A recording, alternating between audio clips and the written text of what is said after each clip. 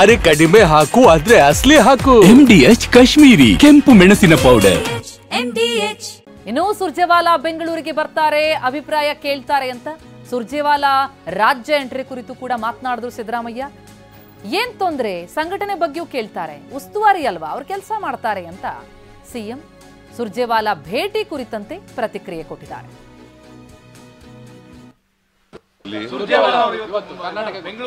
ಅವರು ಉಸ್ತುವಾರಿ general secretary ಬರ್ತಾರೆ, ಅವರು ಅಭಿಪ್ರಾಯ ಕೇಳ್ತಾರೆ, ಏನು ತೊಂದರೆ ನಿಮ್ಗೆ ಏನಾಗಿದೆ ಅಂತ ಕೇಳ್ತಾರೆ, ಸಂಘಟನೆ ಏನೇನು ಮಾಡಬೇಕು ಅಂತ ಕೇಳ್ತಾರೆ.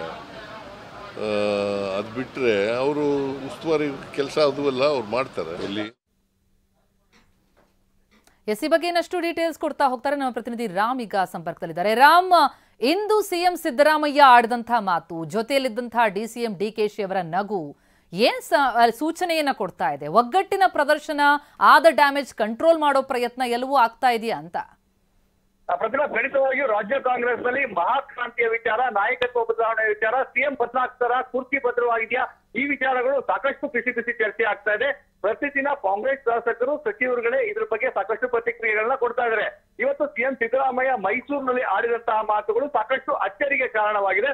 ಯಾಕಂದ್ರೆ ಯಾವಾಗಲೂ ಸಹ ಈ ರೀತಿಯಾಗಿ ಸಿಎಂ ಬದಲಾಗ್ತಾರ, ನಾಯಕತ್ವ ಬದಲಾವಣೆ ಆಗ್ತಾ ಅನ್ನೋ ಪ್ರಶ್ನೆಗಳಿಗೆ ಸಾಕಷ್ಟು ಕೆಂಡಾಮಂಡಲಾಗ್ತಾ ಇದ್ದಂತಹ ಸಿಎಂ ಸಿದ್ದರಾಮಯ್ಯ ಇವತ್ತು ಡಿಸಿಎಂ ಡಿಕೆ ಶಿವಕುಮಾರ್ ಅವರ ಜೊತೆಯಲ್ಲೇ ನಿಲ್ಲಿಸ್ಕೊಂಡು ನಮ್ಮ ಸರ್ಕಾರ ಅಂದ್ರೆ ಪ್ರಶ್ನೆ ಇದ್ದಂಥದ್ದು ಅದೇ, ಸಿಎಂ ಸಿದ್ದರಾಮಯ್ಯ ಅವರ ನಾಯಕತ್ವ ಬದಲಾವಣೆ ಆಗ್ತಾ ದಸರಾ ಉದ್ಘಾಟನೆಯನ್ನ ಸಿಎಂ ಸಿದ್ದರಾಮಯ್ಯ ಅವರೇ ಮಾಡ್ತಾರ ಅನ್ನೋದು ಪ್ರಶ್ನೆ.